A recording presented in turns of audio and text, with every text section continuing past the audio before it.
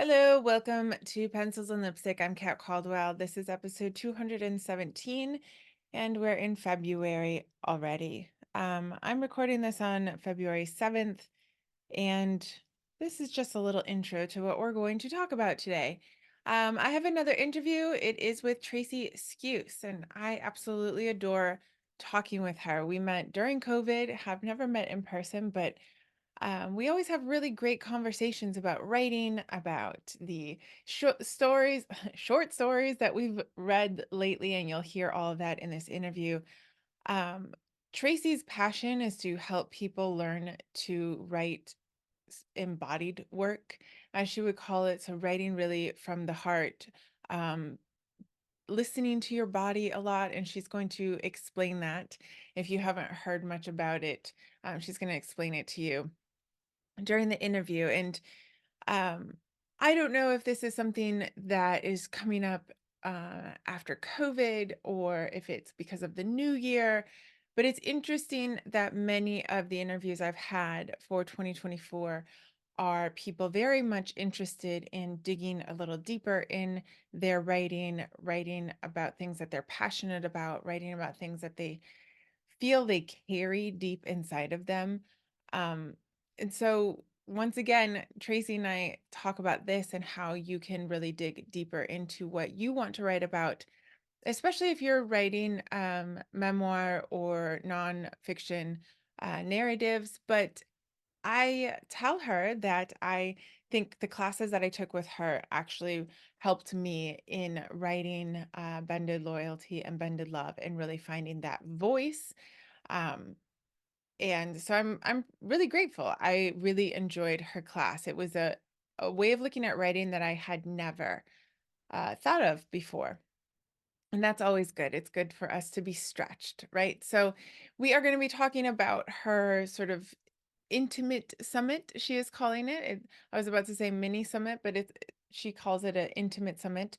And she's going to tell you more about it, right from the heart intimate summit. It's coming up next week. It's coming up this week. Sorry. It's coming, Valentine's Day is this week already. Crazy.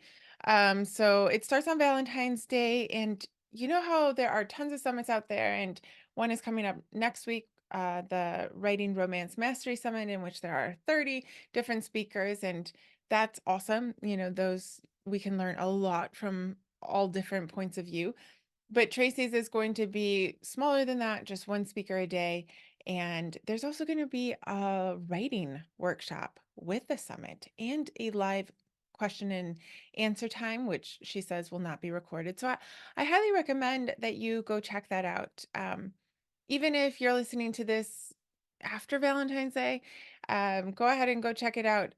I believe she says she'll leave it open for a few days for free. She's also giving a master class on the 23rd, 24th, and 25th, so you can choose your own time. So I encourage you to click the links below and do a little work with Tracy, all these free things that she's given out, get to know her a little bit more, and see if learning to write from the heart is right for you at this time. That I highly recommend her workshop. Well, no, it's not a workshop. It's like a class. It's a 6-month class. Um, the embodied story class. I really enjoyed it. It's a really small class. It really pushed me to write short stories and again to find my voice in my novels. And I had a really good time with it. As I think I say in the interview, I got 3 short stories published that came out of that class. And I really think it's both the feedback from Tracy, feedback from other people in the class, and just sort of pushing myself to do new things that got me those publications. So click the links below. Check out Tracy. See what she's doing. You know, this is great that she's doing a couple things for free so that you can get to know her. So I'm going to stop rambling. It is time to listen to my conversation with Tracy about writing short stories, about embodiment writing, and about writing from the heart. All right, I'm excited to have Traci Skuce back with me. If you guys don't know, she has been a writing mentor to me. I've taken 2 of her classes, and actually, Tracy, I got a couple stories published that I wrote with you. So it's always, I Yay! know, I know. So I highly recommend you. But in case anyone doesn't know who you are, would you give us a little intro to Traci Skuce? Okay, yeah, I am a writer and a story mentor, and I live on Vancouver Island in British Columbia. And I have a online writing program called the Writing Journey. My story intensive is called the Embodied Story Intensive, and I'm really passionate about the kind of confluence of craft Mm, and and body and trusting your story and really believe in writers' stories and work with them to draw out what it is that they mean to say, yeah. what they sort of really want to say, and then giving them the tools to hone it so it It is reads out. beautifully. Yeah, it reads beautifully and resonates with Yes. other people. So it's not just, a formula, because I really, Yeah. as you know, Yeah. I kind of rail against, this isn't to say I rail against structure, but I rail against formula because there's such richness in each Hmm. person and each person's being and life. And let's bring that to the page. Let's Right. bring that to the page. Yeah. Yeah. And you and I've talked about it a few times, and I've talked with others, and we would talk in your embodied classes of just like you read older short stories because you're primarily a narrative writer, nonfiction narrative and short story, right? Writer. Yeah, although now I'm working on a novel, so. Yay. But they're so well, first, society's like moved away. Like they don't, you can no longer make a living off of being a short story writer, which is a real shame. Like, there used to be magazines and people would, like, we used to be cultured. I don't know. I feel like that's how it. But you read them and they're like, they're beautifully simple, but impactful. Like Mhm, they just mhm. impact you. And like, we are not taught how to write like that in school. No, you mean like in high school or Yeah. yeah, it feels like a long time ago that I was in high school, and that for sure isn't, we're kind of get like, there's three conflicts, man versus nature, man, and the Yes. man versus, First of all, whatever. how about And woman then, versus yeah. exactly. And then there's this kind of like, inciting incident, Mhm. climax, denouement, and there's nothing wrong with that structure, but there's something to me that is a disservice to Mhm. story when we just say this is the one way or Right. the two ways or the three ways that you can write story. Yeah. And the beautiful thing about short stories in terms of learning craft is that they are, first of all, they're short to read. So you Mhm. can really see what the writer is doing. You can experiment within them Yeah. with different points of view and so on. And it teaches you a kind of concision Mm. so that the extraneous, the things that are extraneous to the story, you start to learn, oh, I don't actually need that part of the backstory. How can I Right. deliver it? There's a little piece of it that has to be there. How can I deliver it in a really succinct and deft way? And Yes. yeah, and so, there's just such richness Yes. to short story reading and writing. Right. So, yeah. I think you can well, because you don't feel bad doing, or I don't know, bad. I don't want writers to ever feel bad. But when you write a whole novel and then you kind of have to rewrite it because maybe it didn't come out exactly like what you wanted Mhm. to say, it's easier to keep doing that with a short story like 7,000 words instead of like Yes, 70,000 words when you're like, I'm tired and I forget what happens now. totally. Yeah, absolutely. And I think when you're learning to write whether it's fiction or nonfiction, Mm, choosing short form gives you a sense of accomplishment. It's in yeah. a way it's challenging because you're getting a lot of information into a short piece, but you can finish it. Yes. You can start it and finish it and learn how to revise it. Yes. But if your first project is a novel, It's a that's a lot. lot. It's a lot. And I'm not saying don't do it, but that there's, a lot of opportunity to experiment and play in the realm of short story so that you understand the tools of fiction, the tools of nonfiction, so that you can then bring them into the larger project. Yeah. I have to say, like, having being in your class especially, because I've always loved short stories, and I joined your class. Well, I joined two of your classes, I think. I just Yeah. just kept going, and I'll probably come Yeah. back again because I realized there was like a pull towards me to, like, if I can apply this, like you say, and accomplish it in a shorter version, I feel like I'll learn quicker. And it's funny because I just got feedback from my next novel, and my editor was like, "You've learned a lot since the last time I've read your Mm, book, mm, your other books," which is like, that's great, right? Like, I don't know about you, but mm-hmm. that's like one of my favorite things for people to say. Like, Yeah, yeah. and I think it has a lot to do with the discussions that your teachings, like breaking down to different sentences. What are you trying to say? And can you say it differently? Or there was a couple stories I struggled with where you're just like, it's good to know all the background, but now how do we get the background into just little pieces to sort of leave that open for the reader instead of like forcing them to see the story as you want them to see it, Yeah, yeah. which was a real eye opener for me. And I think it does translate really well into to all other kinds of writing, but you'll be a better writer in all kinds of ways is what I want to say. I don't know. Absolutely, absolutely. There's so much. It's interesting what you say in terms of the backstory piece. Like that's a Mm, lot of people really put in, a lot of backstory. And I love stories that reflect back. So this is not to say don't ever use backstory. But I just wanted to share that hmm. I was teaching a story that I had recently written, and it won a contest or came in second in a contest. And I was working with my writers, and I had them read it for various reasons. But one of the things, it was a different point of view than I usually use. I had read Ooh, Sally Rooney's Beautiful World, Where Are You?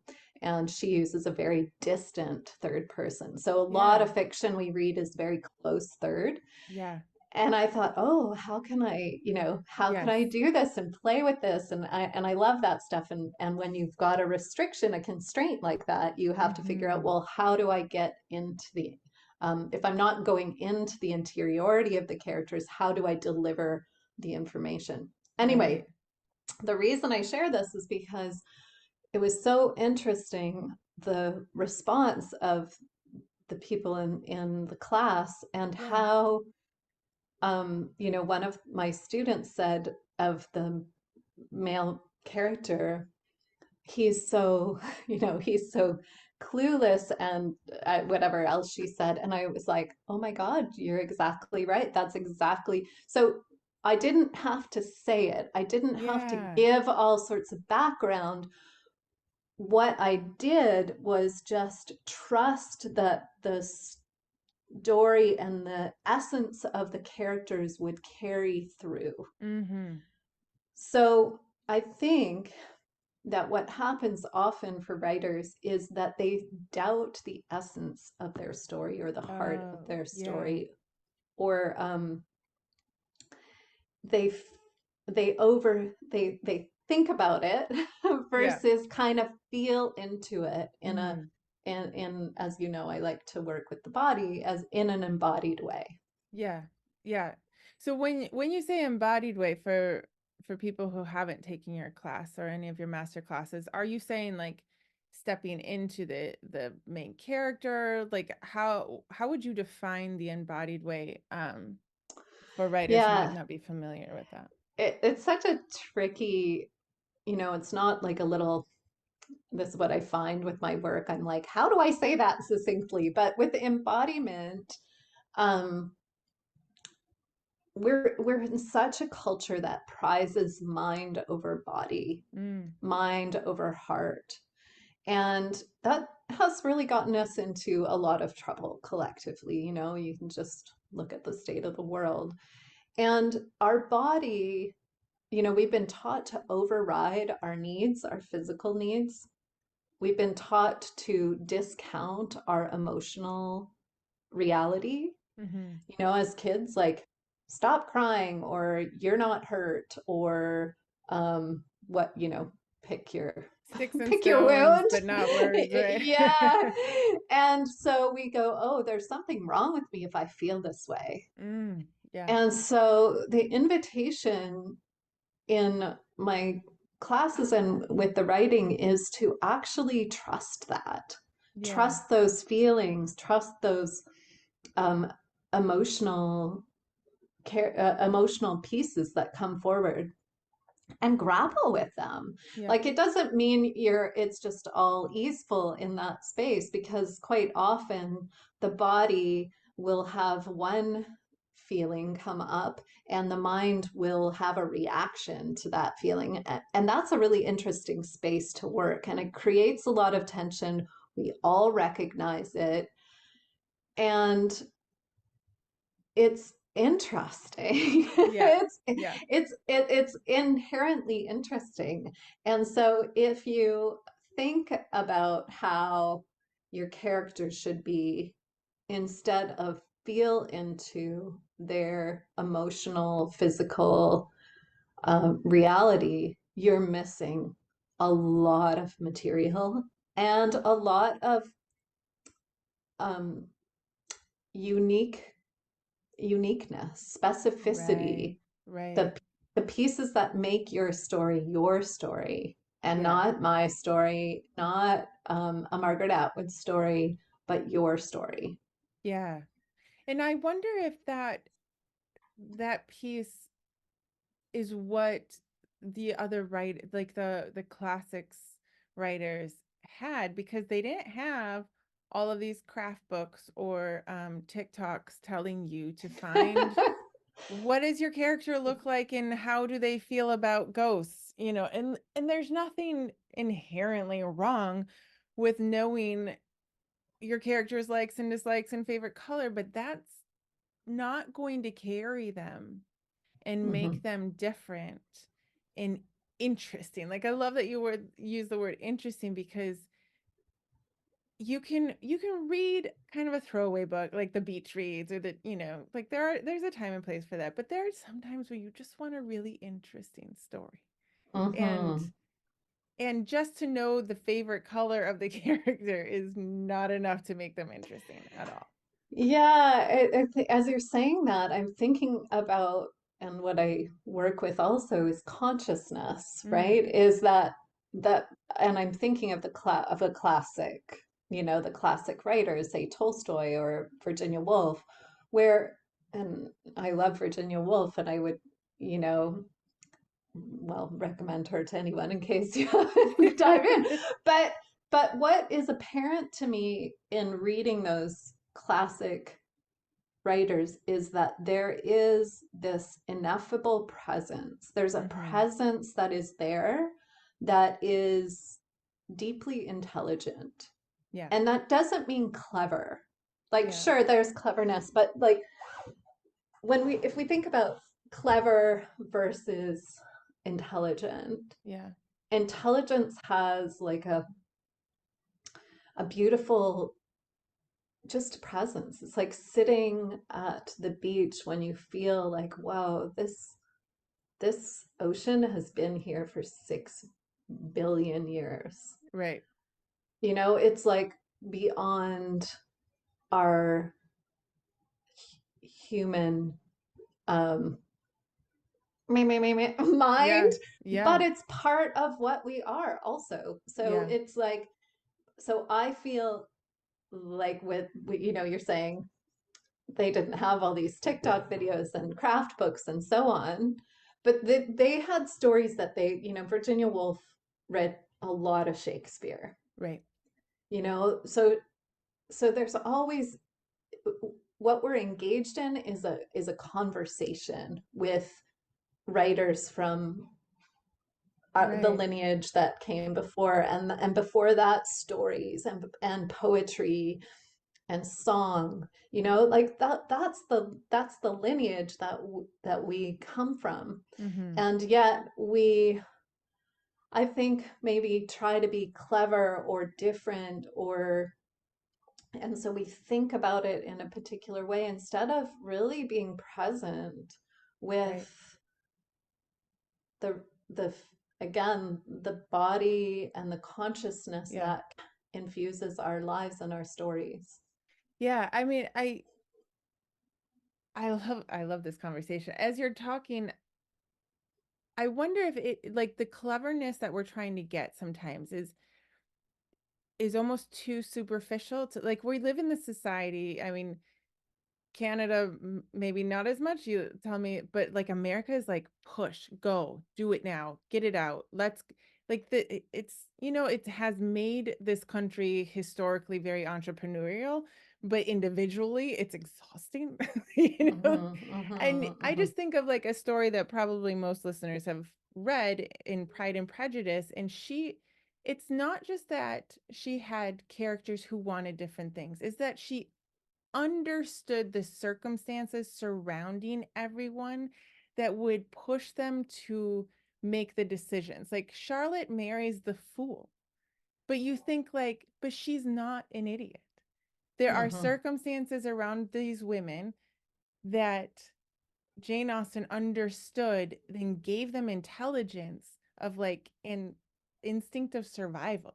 They're not flat. Like Charlotte's not, Hmm. she's not a Hmm. flat idiot, even though she marries the fool. Like and Yeah. I'm not sure that we're always taught how to even get that deep into a side character of like, what do you want? You might understand where you want them to end up, but why? And like Yeah. what embodies them particularly to make them go that route, to them linger with the reader, you know? Totally. And I think that's really, what you're speaking to. If I can just, yeah, this kind of cleverness, often what happens is like we think we have a story, or some, it depends, because some writers, I know I start with an image or Mm-hmm. a word or sometimes a title, and I'm like, oh, I don't know where this is going.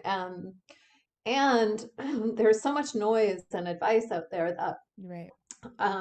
we think, oh my God, something's got to happen. And so, as you probably heard me say in the classes, the story gets too loud. All of a Mm-hmm. sudden, there's a carjacking or a bombing or whatever. And um, so that something can happen. Right. But what you're talking about, and what I think often is missing, is that what stories essentially Mm-hmm. is are these external events pressing in on the internal struggle within a character. Yeah. So that may simply be the weather. Yeah. That may be, usually there's some sort of disruption that triggers this, but someone's disruption may be someone else's, like, rolls off their back, Right. Right. Right. right? So it really is that, depth you're talking about with Austen, with, other writers that can see this the whole of um, the whole of their being and what Mm-hmm. drives them forward, or Yeah. what, holds them back. Yeah. Yeah. In which I think, Shakespeare and Virginia Woolf and so many writers have that. But it's interesting that and who knows how many drafts they wrote, how much time they spent thinking on there, which is something I continually repeat to my listeners and anyone who will listen to me. Like, writing requires a lot of thinking, or it should. Like, but getting back to like short stories, I think that's a great place, and I have found in my own writing to spend that time. Like Mm-hmm. to find that way to embody a character, to maybe, if you're working on a novel, write a short story about how that character got to the place or whatever. What their relationship is with their mother. And like you said, it doesn't have to be something spectacular, but that like internal pressing whatever is outside, and like Mm-hmm. what then like brought, because as you say, for there are so many times in our life when it's a very small thing that sort of pushes you to spend a whole day just like, wow, something significant has switched inside of me, for Yeah. whatever reason. I mean, many times people can think of like the day they got accepted to university. It's not that big a deal, but my goodness, for an 18-year-old, it's like all that work paid off, right? Like Mm-hmm. Mm-hmm. how can you write that in such a way that people are interested in it? Or perhaps somebody passing is a little bit more heavier the day you decide to leave that boyfriend Mm-hmm. of high school, or Mm-hmm. and I think of my daughters who are high school, middle school, and they're learning to write the personal narrative, right? And it's just like you said, it's the structure, it's the intro and the what happened and what did you do, and then you go off. And I told my daughter this morning, like, you're a good writer, like you write well, and I'm right there in the story, but you left off the most interesting part. What Mm-hmm. How did this affect you? Mm-hmm. Like, Mm-hmm. what are you thinking, what are you feeling? Yeah. Yeah. Yeah. Why does this matter? That's a Yeah, big question, right? It's like, so what? yeah. So That's the what? so what. And I think a lot of Yeah. people miss what does so what mean? Yeah. Yeah. And it's not like, oh, well, so what? But if we're in there with you, we want to know why it matters. Hmm. And it may be a little opening, it may be bigger, but it's just like there needs to be the so what. Yes. Yes. Yeah. Yeah. And you really pushed us in the class for that too, which I loved. Um, of just the like, it was this so what, like, why are you there? And again, that so what, it sounds, I wish we could find another way to say that because it sounds kind of like, Yeah, I know. who cares? Yeah, yeah. But like it's like someone comes in and tells you a story because it's this cool, this like quirky thing that happened, and maybe there's entertainment to it. But if that's not what we do when we read, Right. Yeah. that's not what we're looking for when we read. We're Yeah. looking for why it matters. Mm. Yeah. We're Even looking. if it's funny, even Yes. if it's funny. Yes. I mean, we're looking for kind of something deeper than the dinner story, or like, this is what happened to me today, just because, we're married and I should tell you something, or like, or the anecdote. And I remember talking about this with everyone in your class of like the difference between like an anecdote or like this happened to like a story that you want to say something with, Hmm.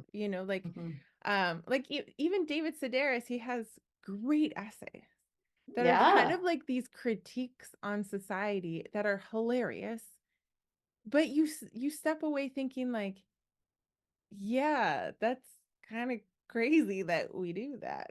Yeah, Like, yeah, or yeah, and his own, like what walking, the Fitbit the Fitbit story. story is so good.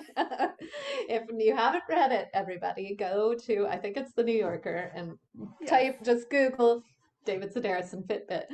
And so his own kind of mania or addiction to the steps, right? That Yes. we're all kind of addicted to with the Fitbit. I mean, I don't have a Fitbit, but I still know that kind of Yeah. With entrapment of the Yeah, steps. yeah, and like you can take, it's the kind of story you can take and you can talk about with people like Hmm. in so many different ways, right? And Yeah. yet, and I think we're kind of we're missing that sometimes. Like some writers are definitely doing it, and of course there are all levels of entertainment, right? But Hmm. Yeah, and I think sometimes, I think sometimes we go in with a story idea and we think that it's going to work and it doesn't. yeah, Like that happens. That happens to yeah, all writers. So I've been thinking a lot lately about this idea of confluence, like okay, that when that we need a certain um, number of things that come together in a mm, story and push the story forward. So, for example, that story I was referring to earlier that I wrote, there was this confluence um, of weather, mm-hmm, this atmospheric river, and this dissolution of this relationship, and this discovery of, you know, not a secret, but um, an unexpected discovery. So like mm-hmm, there's these kind of like three things that come together and push the story into places that yeah, are interesting, right? yeah, So to think about when we're writing story, what is merging that isn't the run of the mill day, mm-hmm, because the stories, I mean, we can tell run of the mill day stories, but usually there's a disruption. Usually there's right, something that's not, that takes us um, or the character out of their comfort zone yeah, and into a new space. Even if they don't change, they're mm, moving into, at least temporarily, a new kind of awareness and space. yeah, yeah, yeah. So just to make sure people know that we're not talking about writing stories where people just sit around and reflect or something like Yeah, I mean those can be, but even there, like what are yeah, if someone's sitting around and reflecting, I remember reading a Mary Gateskill story. If you haven't read Mary Gateskill, I highly recommend her. She's a very potent writer. And it was sort of this dad reflecting on his daughter. I think his daughter had come out to him and he couldn't accept it or something like that. But really, most of the story takes place with him sitting and mm-hmm, reflecting, but he's remembering. right. So the memory is The where memories, the action is. yeah, So, we can have characters sitting and yeah, doing nothing, but they're that consciousness, yeah. that awareness, that intelligence is present. Yes, yes. I recently read a story, and I'm sorry that I can't remember the name of the author, but he wrote the story about, and it's interesting because you don't know who the narrator is, and it's about a teenager and her baby, and it's the parent. And what's interesting is, at least I assumed it was the Mhm. mother of the teenager narrating it. But when he got to the reflecting of she's saying, referring to the boyfriend, he's not here, and I have this baby, and I don't have the connection. And he reflects then as the father to how it took him time to connect to Mm, her, but then now that he would do anything for her. And it's a very quick story, but just like you were saying, there are different things happening. He's watching his daughter, and of course, like, very quickly you see this sort of tension, right, of like, he's now a grandpa, and this jackass over here is not there, and all these, right. like, very quickly all these things happen, and the decision that comes around where he just comes and puts his arm around her because he realizes he could say everything or he could just do something. And it was a Mm, really powerful short story of just like, but mm, like you said, he's just reflecting, probably in normal time, a few minutes. There's very mhm, little mhm, dialogue, but there's still those external, like, memories and moments, and those moments of decision where then the reader goes, okay, he made the right move, mhm, mhm. and it's so powerful when you read things like that. Yeah, absolutely. So it doesn't have, like you say, it doesn't have to be loud. Yeah, and to be powerful. Right. Because what's powerful is that, you know, that internal pressure, or um and then the decision, like you say, that releases that tension. Yeah. Yeah. So I really enjoyed your classes, and you let's talk a little bit about what you Sure. do and how you what's coming up teaching. I think we found each other during COVID, quite honestly. I I think do that's too. Yeah, I do COVID too. was good and bad for several reasons. Um, but you usually you talk to I think I found you with a summit. You have the summit, you talk to different people, but you're shaking things up a little bit. So this like Mhm. COVID summit of several speakers and you know basically you have to take a vacation in order to participate. Yeah, yeah. You're kind of turning things around. So talk to us a little bit about the Right from the Heart intimate summit that is coming up. Yeah, well, I really, I did a couple of summits where I had 25 speakers, and I really appreciated and Mm-hmm. enjoyed the process of speaking to all these people and meeting all sorts of writers, including yourself. And lately, or when I was reflecting, I wanted to do another summit, and then I thought about myself and how, not as the doer, but as a person who Mm, comes upon summits and thinks, oh, that would be cool, and then sees the 25, 30 speakers and thinks, no way, I yeah. can't do this, I don't have time, I don't um like, I can't take in, I think we live in such a culture of just consuming Mm-hmm. information, and this isn't a judgment, because as we learn as writers, we get little nuggets from people, and I Right. really appreciate that. And what I know is that we can get caught in the consumption of information and not do the Do. work of Yeah. writing. And so It's I a nice wanted way to to. procrastinate though, Tracy. Yes, I know, I know. I remember when I would get stuck as in early writing, I would madly start looking through my books. I'd be like, maybe Alice Munro can show me, and I kind of do this mad, like, it wasn't grounded. I wasn't in Right. my body. It was like a panic. Yeah. So what I wanted to do was offer writers a very human scaled summit, which Mm-hmm. means there's only four speakers. That's And each day, so it's four, well, to be honest, there's a little bonus day, but it starts on February 14th, and each day we send out an email, and there's a meditation to mm-hmm. ground you. There's a conversation with the speaker of the day. And then they offer an integration exercise.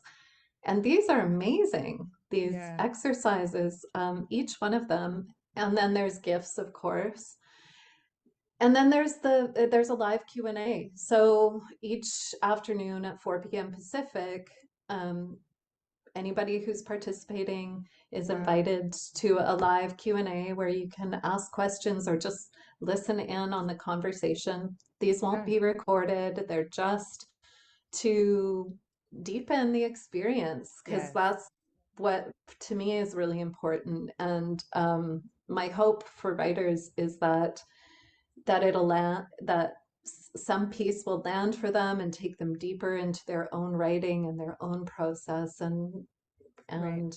get them excited about their writing, because yeah, I think we can get excited about our writing and then lack the skill, or we've got the skills and we've forgotten the heart.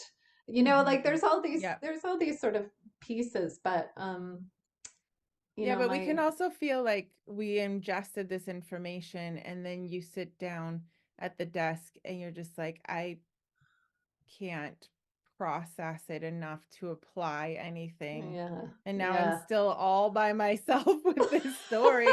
And what do I, so I love that there's like this integrated work and this question and answer Hmm. time because you also have to connect with other writers. You need to hear that other writers maybe have tossed a story or are struggling with a story.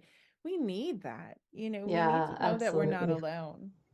I know, as we, as we know and probably have said before, that when we look at a story that's finished, we don't see the drafts. We don't Hmm. see the struggle of those writers to get those words on the page in that particular way.